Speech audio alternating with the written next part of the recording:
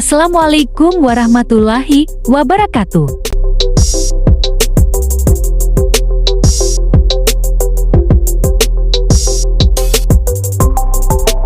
Baik, di sini saya akan menjelaskan apa itu intoleran makanan. Intoleransi makanan merupakan kondisi saat tubuh sulit mencerna zat dari makanan dan minuman yang dikonsumsi. Perlu diketahui bahwa kondisi intoleransi makanan berbeda dengan alergi makanan. Alergi makanan memicu sistem kekebalan tubuh, sedangkan intoleransi makanan tidak memicu sistem kekebalan tubuh. Penyebab terjadinya intoleran. Penyebab dan gejala intoleransi makanan kekurangan enzim pencernaan, contohnya pada intoleransi laktosa, zat aditif seperti pewarna, perasa tambahan, atau pengawet makanan, keracunan makanan, dan stres berat. Selanjutnya, cara mengatasi intoleransi. Intoleransi makanan belum bisa disembuhkan, namun ada beberapa cara yang bisa dilakukan untuk mencegah munculnya gejala intoleransi makanan, agar penderita kondisi ini bisa mengonsumsi berbagai jenis makanan dengan nyaman. Berikut ini adalah beberapa panduan untuk mengendalikan dan menyikapi intoleransi makanan. Yang pertama, kendali dan catat makanan yang diduga menyebabkan intoleransi. Jika Anda tidak mengetahui jenis makanan apa yang menimbulkan intoleransi, cobalah untuk mencatat makanan dan minuman yang Anda konsumsi setiap hari. Buat juga catatan apabila Anda merasa gejala intoleransi makanan setelah mengonsumsi makanan atau minuman tersebut. Yang kedua yaitu jangan mengonsumsi makanan penyebab intoleransi atau kurangi porsi setelah Anda mengetahui makanan yang menjadi pemicu intoleransi. Anda bisa mulai mengurangi porsi makan tersebut atau tidak mengonsumsinya sama sekali. Namun, perlu Anda ingat, menghindari makanan tertentu beresiko membuat tubuh kekurangan nutrisi. Oleh karena itu, sebaiknya Anda berkonsultasi dengan dokter spesialis gizi untuk menentukan makanan yang dapat Anda konsumsi untuk mencukupi asupan nutrisi yang kurang. Yang ketiga yaitu baca keterangan pada kemasan makanan dengan seksama.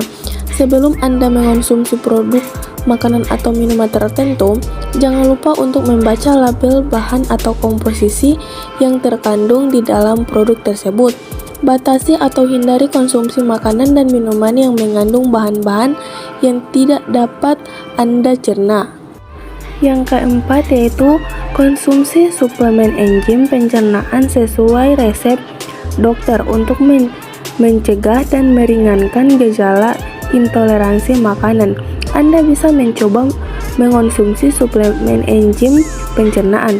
Namun, sebelum mengonsumsi suplemen ini, Anda perlu berkonsultasi ke dokter terlebih dahulu agar jenis dan dosis suplemennya bisa disesuaikan dengan kondisi Anda. Perlu Anda ingat, jika Anda mengalami gejala intoleransi makanan atau kesulitan memilih jenis makanan yang amat untuk dikonsumsi karena memiliki intoleransi terhadap makanan tertentu, sebaiknya konsultasi ke dokter gizi untuk mendapatkan penanganan yang tepat. Intoleransi makanan juga perlu segera ditangani oleh dokter apabila sudah membuat Anda kekurangan nutrisi. Berikut adalah mekanisme intoleran. Mekanisme intoleran dibagi menjadi tiga. Yang pertama, definisi enzim. Definisi enzim ini ditemukan pada kasus intoleransi laktosa. Yang kedua, defek transporter. Yang ketiga, efek farmakologis. Ada beberapa mekanisme yang diduga mendasari terjadinya intoleransi makanan, yaitu defisiensi enzim, defek pada transporter, dan efek farmakologis dari makanan yang dikonsumsi. Yang pertama yaitu defisiensi enzim ini sering ditemukan pada kasus intoleransi laktosa. Laktase merupakan enzim yang digunakan untuk memecah laktosa menjadi galaktosa dan glukosa dan terletak di jejunum. Ada beberapa tipe defisiensi laktase yaitu primer, sekunder, kongenital, dan transisional. Yang kedua, definisi transporter.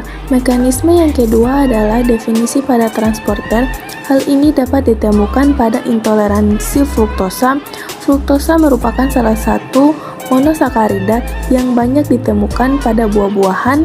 Untuk mengabsorpsi fruktosa, tubuh memiliki beberapa transporter. Yang ketiga yaitu efek farmakologis. Mekanisme yang ketiga adalah efek farmakologis. Mekanisme ini sering ditemukan pada bahan aditif. It's my life.